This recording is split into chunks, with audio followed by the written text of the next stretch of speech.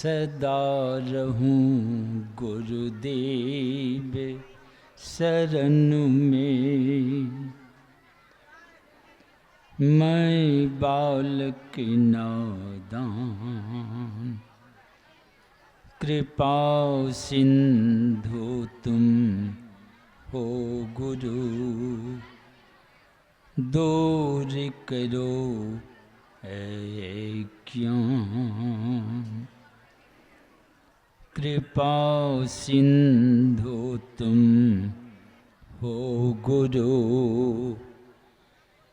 दूर करो अज्ञान।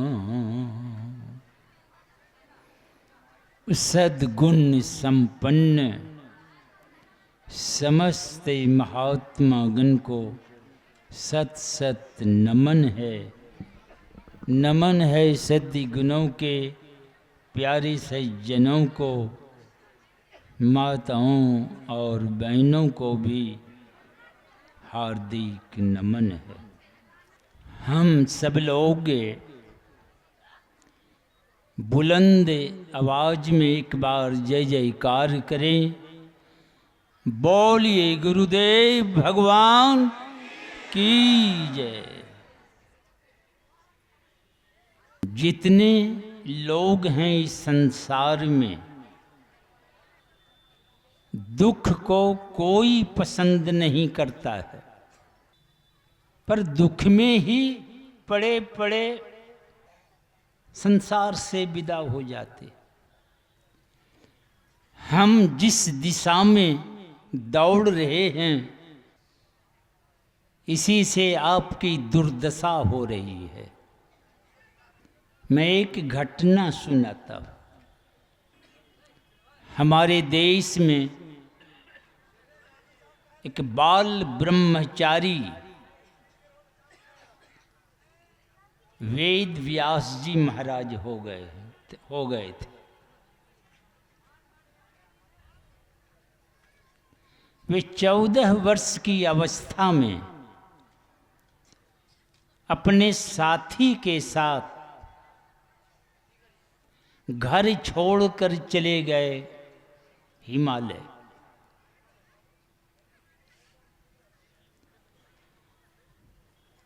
चार महीना रहे हिमालय में, तो फिर खाएगा क्या वहां?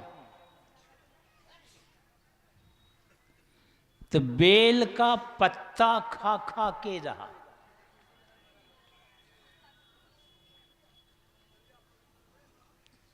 चार महीना में उसकी हालत खराब हो गई। बैराग के जोश में चले तो गए, अब पत्ता खा के पता चला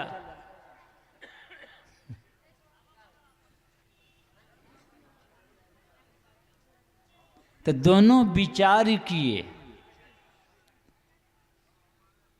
चलो वेद का अध्ययन करेंगे।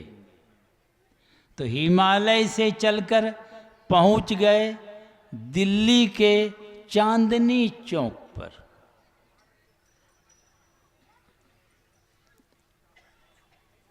वहीं वे दोनों पाणिनि व्याकरण का अध्ययन करने लगे।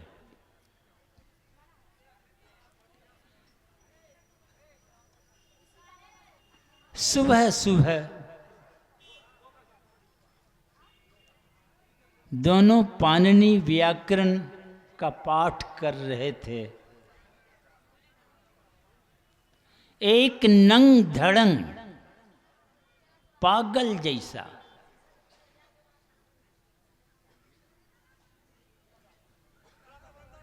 महात्मा उसी होके जा रहे थे। कान में आवाज गई,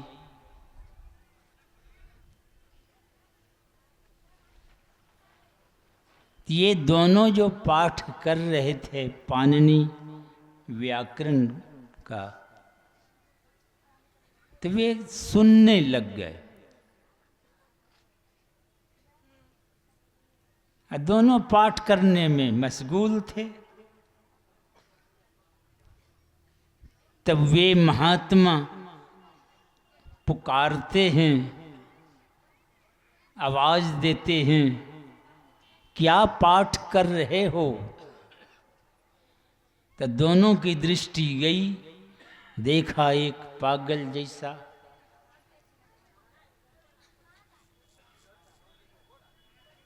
तो कहा पाणिनि व्याकरण पाठ कर रहा हूं। इसी का अध्ययन कर रहा हूं। कहा क्या करोगे? पाणिनि व्याकरण का अध्ययन कर। कहा वेद पढ़ूंगा। कहा वेद पढ़ के क्या करोगे?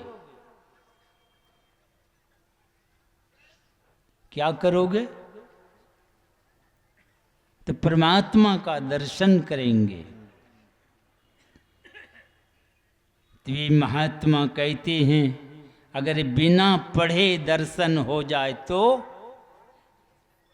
कहा छोड़ देंगे। कहा चलो।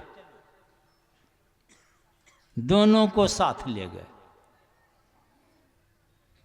दोनों चले गए, व्याकरण पाठ छोड़ के ले गए एक पहाड़ी घाटी में। का इस कंदरा को साफ करो। और कहा सुनो, 6 घंटा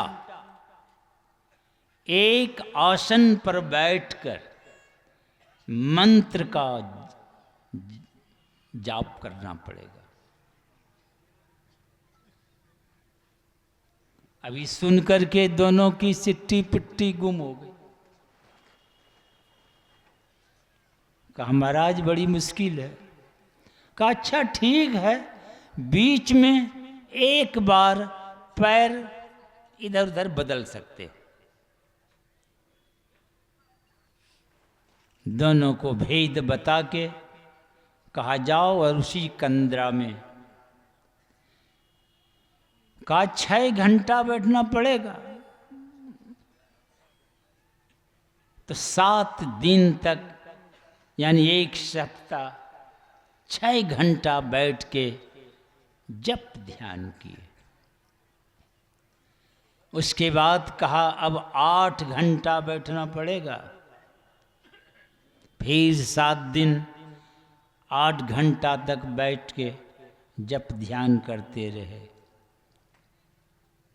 कहा कि अब 10 घंटा बैठना पड़ेगा। और उसके बाद 12 घंटा बैठने लगा। एक दिन फॉरेस्ट जंगल के ऑफिसर होते हैं, वे आए। कहा महाराज आज हमारे घर यहाँ का निमंत्रण स्वीकार करें।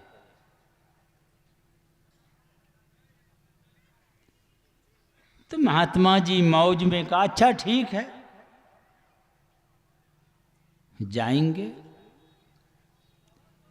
ये दोनों गुफा से ध्यान करके निकले। कहा देखो चलना है निमंत्रण में, तो पहले चलो स्नान करने। तो चले गए नदी। पहाड़ी घाटी में नदी बहती थी। और गुरुजी जो उतरे और 10-20 हाथ तैर के गए और डुबकी लगाए तो निकले ही नहीं, भीतर ही रह गए। ये दोनों घबरा गए कि गुरुजी डूब गए। निकट में जो गांव था जाके वहां खबर किए। बहुत लोग दौड़ के आए। उस तैराकी जो था गोताखोर, उसको भी बुला के लाए। कहा कि कहाँ पर डूबा है? इशारा किया तो वह तैराकी तैर करके गया और डुबकी लगाया। गए अंदर जब अंदर गए तो सर का बाल पकड़ा और ले करके उनको बाहर आ गए। जैसे ऊपर आया वे पद्म आसन में बैठे हुए थे। पानी के बाहर जब उनका जैसे आंख खुली कि लगा आंख से आग की चिंगारी निकलती हो, वो तैराकी भय के मारे छोड़ के भाग गए। वे महात्मा बाहर निकले, आई दोनों को डांटते फटकारते हुए कहते हैं, विश्वास नहीं है, गुरुजी डूब गए, डूब गए गुरुजी, चलो भोजन नहीं मिलेगा। लौट के आए, फिर वही गुफा, कहा जाओ ध्यान करो। दोनों चले गए गुफा के अंदर। जब वे ध्यान करके जब निकले तो महात्मा जी को आसन पर नहीं देखते हैं। सोचा कहीं गए होंगे इधर उधर। दिन भर प्रतीक्षा करते रहे। दूसरे दिन, तीसरे दिन, 1 महीना तक प्रतीक्षा करते रहे। महात्मा जी चले गए। अब क्या करेंगे? तो ये दोनों चले आए हरिद्वार, और हरिद्वार में हर की पैड़ी में आके स्नान कर रहे थे कि एक बार दर्शन दिया हुए फिर अदृश्य हो गए।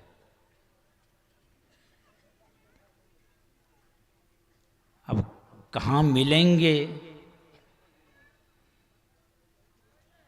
तो एक साथी कहते हैं कि हिमालय में खोजेंगे। एक कहा कि हिमालय में कहाँ खोजोगे, 1-2 किलोमीटर में है क्या? तो एक साथी तो निराश होके वहीं से लौट गए, साथ छोड़ दिए। ये बाल ब्रह्मचारी वेद व्यास हिम्मत बांध करके कुछ मिठाई साथ लेकर के और हिमालय की चढ़ाई किए।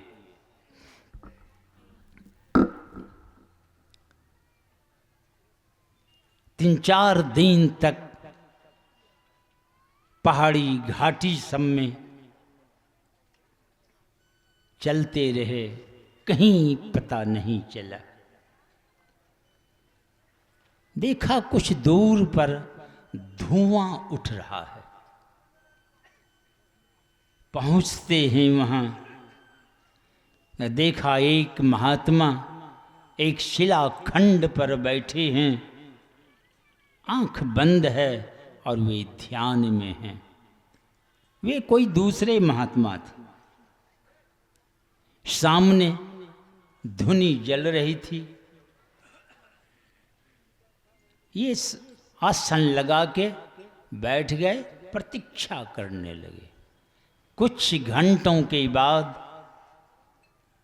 महात्मा जी की दृष्टि खुली और सीधे दृष्टि गई उस युवक बाल ब्रह्मचारी व्यास जी के ऊपर। कहा, तुम कौन हो, कहाँ से आए हो, क्या नाम है? पता बतलाए। कहा, देखो तुम बहुत थके हुए मालूम पड़ते हो। धुनी से एक कंद निकाल के दिया उसको। कहा, जाओ स्नान कर लेना, खा लेना और गुफा में आराम करना, और सुबह सुबह हमारे सामने आ जाना।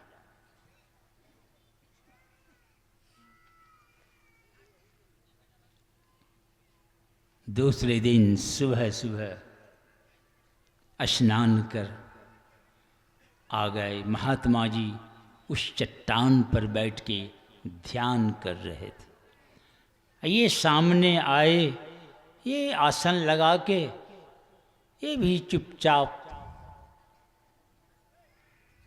बैठ गए, प्रतीक्षा करने लगे।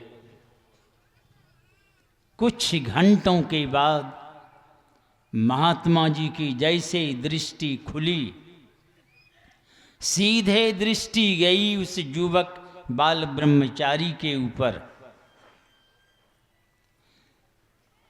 और उस ब्रह्मचारी की आंख बंद हो गई। चले गए अंदर, ध्यान में मस्त हो गए। 15 घंटा तक ध्यान में बैठे रह गए। 15 घंटा के बाद आंख खुलती है, वह बाल ब्रह्मचारी उठे और महात्मा जी के चरण पर दंडवत प्रणाम करते।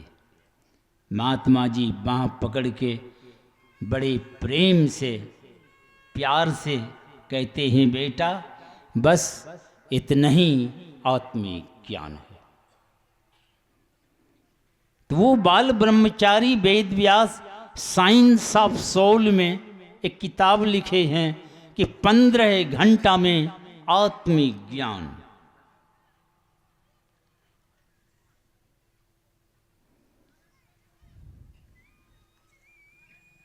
वे महात्मा देखते हैं कि 1 महीना तक जो वे जप किए थे, एकदम पूरी जुताई हो गई थी। जैसे किसी किसान को मिल जाए वो खेत जिसकी जुताई कर चारों तरफ आर वगैरह छांट छूट के एकदम चमन कर दिया हो, चकाचक। अब केवल बीज बोने की आवश्यकता है। ये महात्मा देखा कि एकदम खेत तैयार है, एकदम बीज डाल दो और लहलहाता हुआ मोक्ष रूपी फसल प्रकट हुआ उसके जीवन। वे बाल ब्रह्मचारी वहां से चले, पहुंच गए कहाँ? बहुत लोग नाम सुने होंगे आनंद स्वामी का। आर्य समाज में बड़े अच्छे महात्मा हुए थे आनंद स्वामी। उनके घर पर पहुंच गए।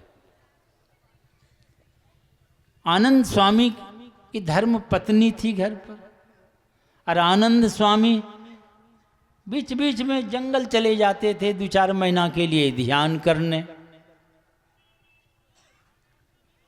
तो वे चले गए थे जंगल ध्यान करने।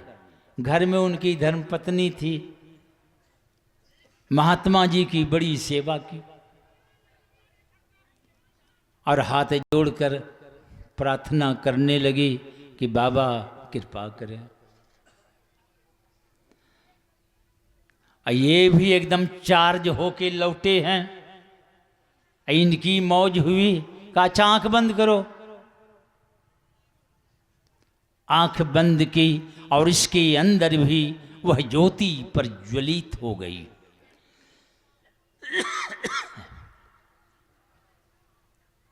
जब अंदर में ज्योति प्रज्वलित हो गई तो तुरंत पत्र लिखते,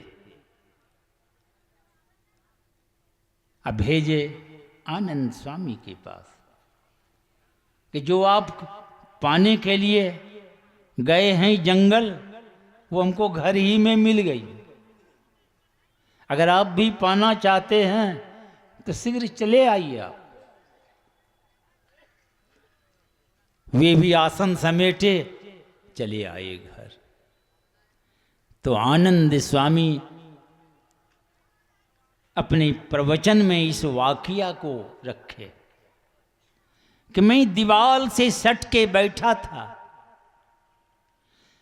और उस युवक, उस महात्मा की ऐसी कृपा हुई, हमारी आंख बंद हो गई। अगर दीवार नहीं होती तो हम कई किलोमीटर उड़ के चले जाते।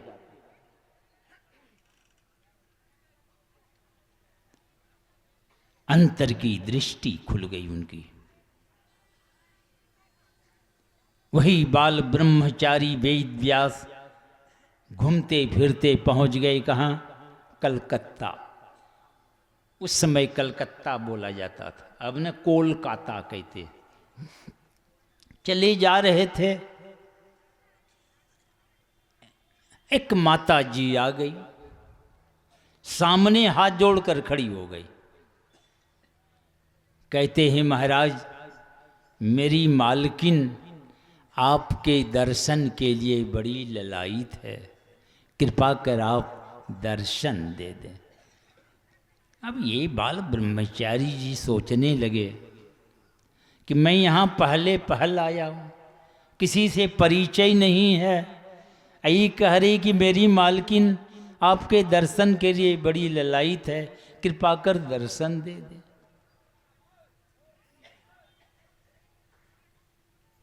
कहा अच्छा चलो। एक क्षण नाक बंद किए, कहा अच्छा चलो। आगे आगे वही मालकिन की दाई, पीछे पीछे महात्मा जी ले गए घर पर। 1 2 3 4 मंजिल पर ले गए। वहां कोठली में पलंग पर बैठाए और वो दाई बाहर निकल कर किवाड़ सटा के चली गई। महात्मा जी प्रतीक्षा में हैं कि आएगी मालकिन, आई नहीं। बहुत देर तक प्रतीक्षा करते रह गए। कहा अजीब है, मुझे बैठा दिया और वो चली गई। उठ करके आगे बढ़ किवाड़ खोलते हैं तो बाहर से झंझीर लगा दिए थे। लौट के आके पलंग पर बैठ गए। कहा अजीब है, बाहर से भी किवाड़ लगा दिए हैं। तो आके पलंग पर बैठ गए। कुछ देर के बाद किवाड़ खोलकर मालकिन अंदर प्रवेश करती है और सामने आके बैठ गई और कहने क्या लगी कि महाराज, इतनी कम उम्र में आप घर द्वार छोड़ के, संसार का ये सुख छोड़ के, आपको पता है इस संसार का कैसा सुख होता है? अब महात्मा जी सोचने लगे ये किस सुख की बात करने लगी।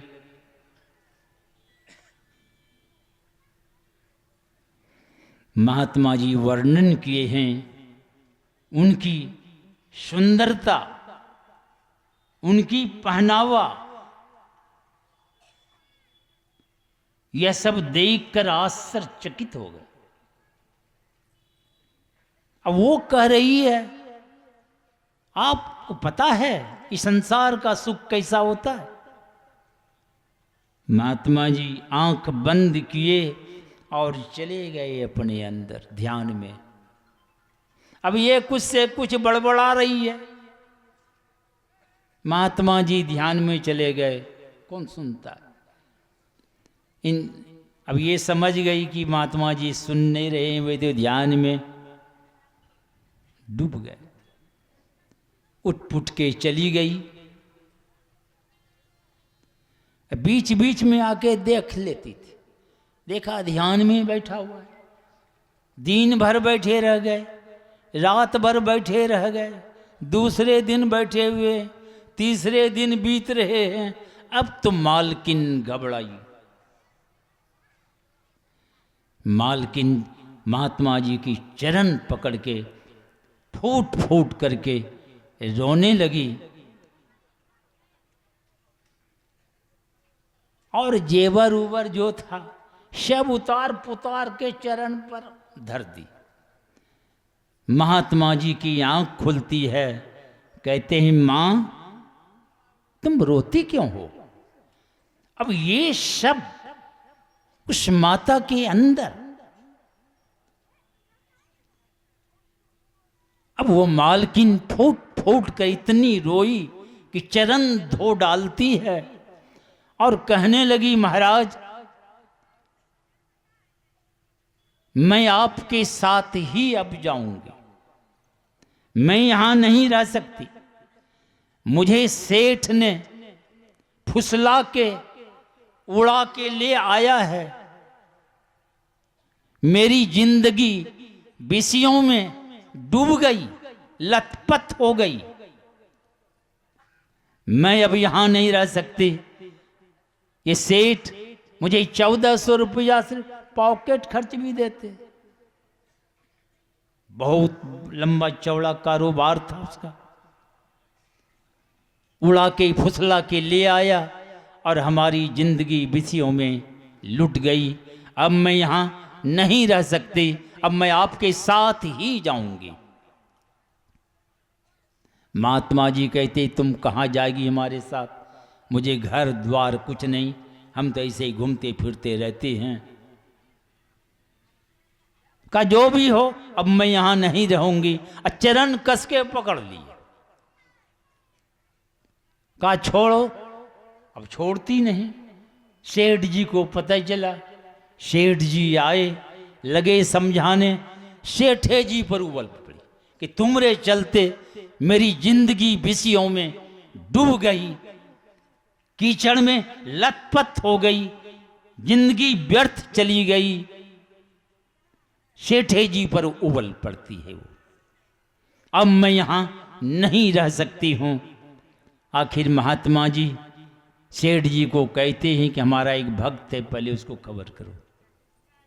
खबर पाते ही वे आए। कहा, इसके लिए कुटिया तैयार करो और खाने पीने रहने की सारी व्यवस्था करो।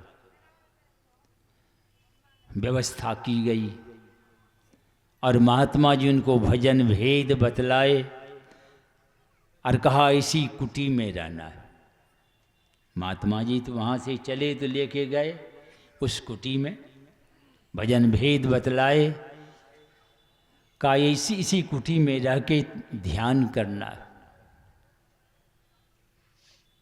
जैसे मातंग ऋषि जब जाने लगे तो सबरी से क्या कहे कि तुम इसी कुटिया में रहना, भगवान आएंगे। वे तो इतने कहे, ये कहे कि तुम इसी में रहना, मौका लगेगा तो घूमते फिरते मैं आऊंगा।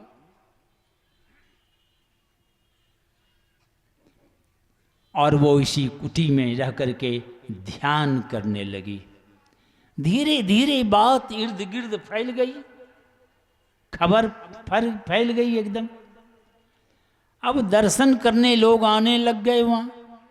एक साधिका रहती है, ध्यान में मस्त रहती है। 4 साल बीत रहे हैं। हजारों भक्तगण दर्शन के लिए वहां आते और जाते।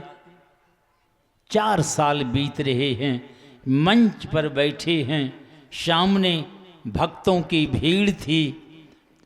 और वो क्या कहती है, अब मैं शरीर छोड़ के जा रही हूं। अब लोग सोचने लगे ये मजाक कर रही है, अरे कोई बीमारी हुई नहीं है, एकदम स्वस्थ है। ये कह रही है कि मैं शरीर छोड़ के अब जा रही हूं। आंख बंद की और शरीर छोड़ के चली गई। ये खोल वहीं मंच पर रह गया। ये शरीर छोड़ के चली गई वो। ये मौज, ये मर्जी, जब चाहें शरीर छोड़ के हम चले जाएं। 4 साल तक वे साधना की, पर जीवन विषयों के नाला में, उस कीचड़ में लथपथ हो गई थी। इसीलिए कोई चिंता ना करें कि मैं इतनी पापी हो गया, सड़ गया हूं, अब क्या होगा मुझसे। और जो हो गया सो हो गया, चिंता मत कीजिए आप। अरे नाला में जो पानी है, जिस दिशा में चल के सड़ गया, कीड़ा मकोड़ा हो गया है, दुर्गंधी निकलती है। अब लोग जाना पसंद नहीं करते उस होके, पर उपाय नहीं है, कोई डाइवर्स नहीं है, नाक बंद कर दम साध के जाते हैं। तो जिस दिशा में चल के वो नाला का पानी सड़ गया है, कीड़ा मकोड़ा हो गया है, अगर वही जल नाला का जो सड़ा हुआ है उसकी दिशा बदल जाए गंगा जी के तरफ, तो बहता हुआ गिरे सु गंग, क्या होगा? गंगा नदी में वही पानी गिरते गंगा जल हो जाता है। कितना हूं पापी हो गए हों, उसकी चिंता ना करें आप। चिंता यही करनी है कि जिस दिशा में चल के हमारी ये दुर्दशा हो रही है, जिस दिशा में चल के हम मान सम्मान खोज रहे हैं, जिस दिशा में चल के हमारी ये हालत हो रही है, तो आपकी तो दुर्दशा होगी। किधर आपकी सही होगी? अद्भुत अंतर की डगरिया, जा पर जो चला उस पर।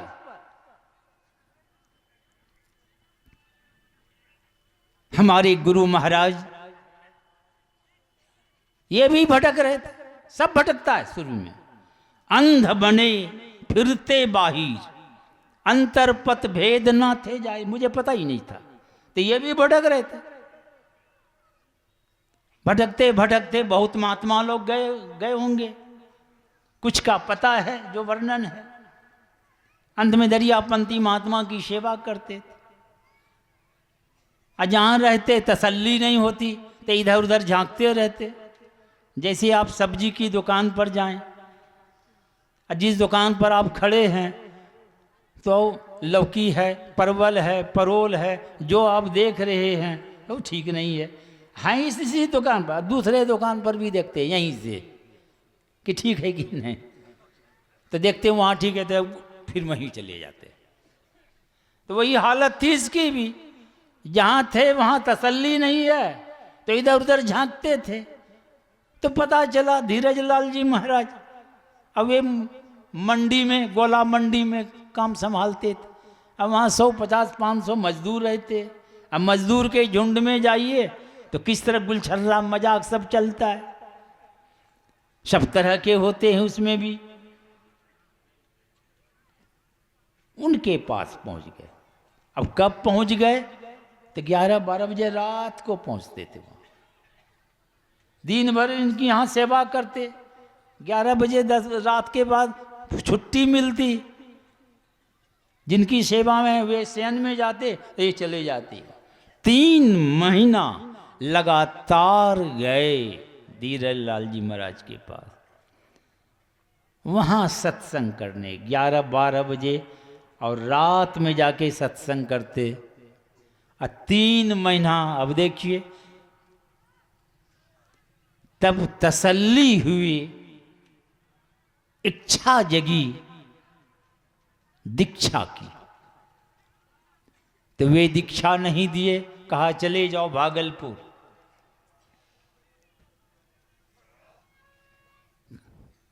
राजेंद्र बाबू के पास। अब बाबा को, ये बाबा भेष में थे, अब बाबा को भेज रहे हैं फिर बाबू के घर।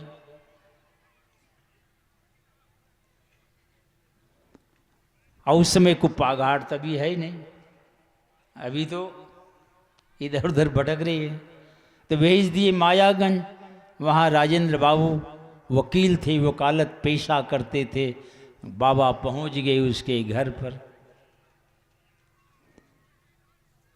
तो देखते हैं बाबा आए हैं, किधर आना हुआ है? कहा भजन भेद लेने आया हूँ। तो बाबू के दर पर बाबा आए हैं भजन भेद लेने। हमारी देश की परंपरा देखिए, अष्टावक्र बड़े विरक्त संत, उनके शिष्य वे महागृहस्थ राजा जनक। राजा जनक महागृहस्थ और उनके शिष्य उनके दर पर आए हैं महाविरक्त सुखदेव मुनि। अरे बाबू से मिले कि बाबा से भेद मिले, सही भेद मिले तो आपका उद्धार हो जाएगा। जहां ज्ञान मिले लेके अपना कल्याण कीजिए। तो भजन भेद बदलाए राजेंद्र बाबू। देखा बाबा का भेद, तो राजेंद्र बाबू कहते हैं हम आपके गुरु नहीं होंगे, आपके गुरु बाबा देवी साहब होंगे। अब क्या सोच के बोले कि बाबा का भेष देख के बोले या क्या?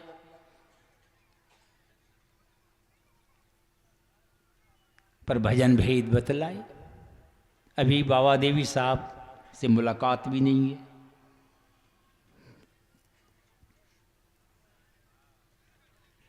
हम गुरु महाराज के सामने बैठे हुए थे। कुप्पा घाट की बात है, बहुत दिन की बात। उसमें भी हम हाफ पैंट पहनते थे, लड़कपन थे, और दो चार सत्संगी भी थे बैठे हुए। तो गुरु महाराज इशारा करते हैं एक आदमी की तरफ कि इसको पहचानते हो? तो हमारी भी दृष्टि चली गई उसके ऊपर। दो चार थे, वे भी देखने लगे उनको। अब गुरु महाराज कह रहे हैं इसको पहचानते हो? तो गुरु महाराज कहते हैं ये हमारे गुरु पुत्र हैं, इसलिए मैं इनका आदर सम्मान करता हूं। ये राजेंद्र बाबू के सुपुत्र बैठे हुए थे, प्रफुल्ल चंद्र बाबू।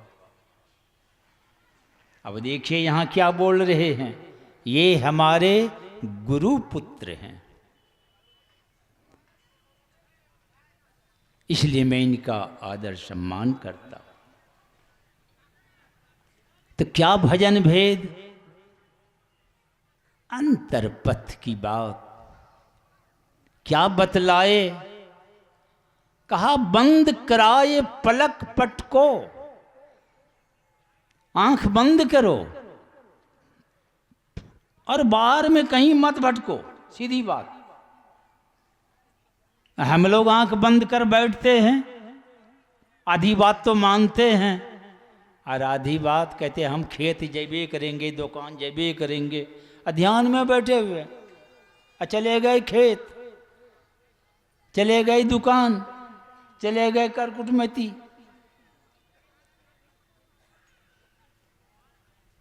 तो कहते हैं आंख बंद करो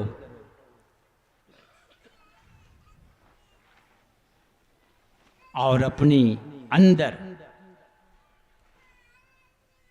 सीधे, कहते हैं इधर उधर नहीं, अगल बगल कहीं नहीं, सीधे सन्मुख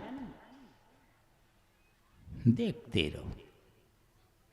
इस युक्ति को ठीक से ही समझ लेंगे आप सुषमन में आपकी दृष्टि टिकेगी और उसी में बिंदु को प्राप्त करेंगे, परम बिंदु। गुरु महाराज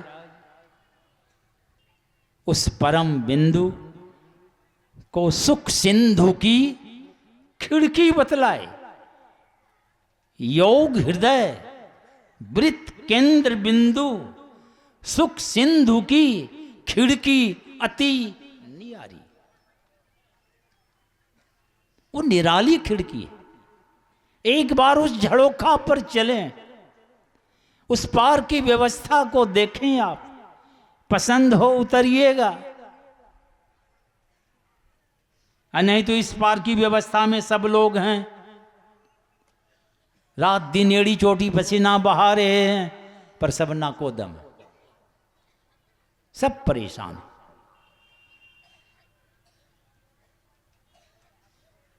नाक धुन धुन के जी रहे हैं। एक बार उस झड़ोखा पर चले, उस पार की व्यवस्था को देखें, कभी झक नहीं मारना पड़ेगा, आपका जीवन सार्थक सफल होगा। पर इसकी सफलता पाने के लिए सदाचार की बड़ी आवश्यकता है।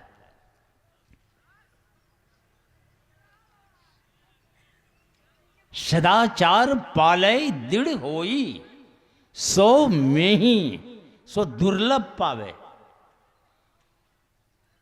नहीं तो भवमा भटका खावे, सीधी बात।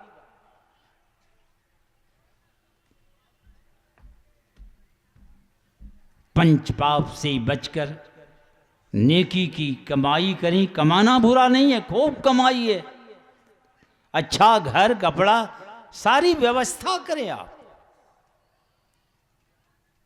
अपने खाएं, हजारों को खिलाने की सामर्थ्य रखिए, नहीं तो कम से कम अपना पेट तो भर लो।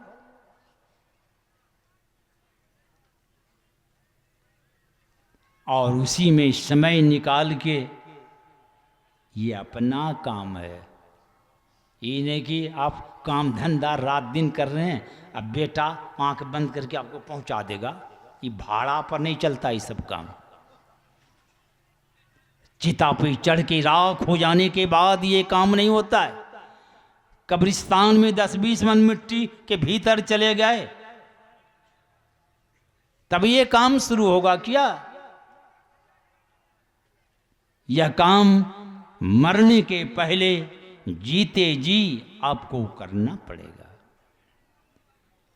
अगर आप अधूरे रह गए, शरीर छूट जाने के बाद कीड़ा मकोड़ा घोड़ा कुत्ता जोनी में आपका जन्म नहीं होगा। भगवान बड़ी मजबूती के साथ आश्वासन देते हैं कि अधोगति में जाने से बच जाओगे। स्वल्पमप्यस्य धर्मस्य त्रायते महतोभ्यात्, थोड़ी सी भक्ति महाभय से बचाएगा। बार बार मनुष्य शरीर मिलेगा, भगवान तो कहते हैं स्वर्ग का भी सैर कराएगा, वहां से लौटोगे श्रीमान कुल घर में भी आ जाओगे। दोनों हाथ में लड्डू है, ये कैसा काम है आप सोच लीजिए। मरने के बाद अच्छी व्यवस्था में जाएंगे और लौट के आएंगे, यहां भी अच्छी व्यवस्था, और ये संस्कार छोड़ेगा नहीं। साधना में बढ़ते हुए आप उस अनंत परमात्मा में पहुंचेंगे। वो सर्वोत्तम व्यवस्था है। अनंत का सुख भी अनंत है, ना उस सुख का अंत होता है, ना कभी दुख का मुंह देखना पड़ता है। इसी में जीवन की सार्थकता और सफलता है। बोलिए श्री सद्गुरु महाराज की जय।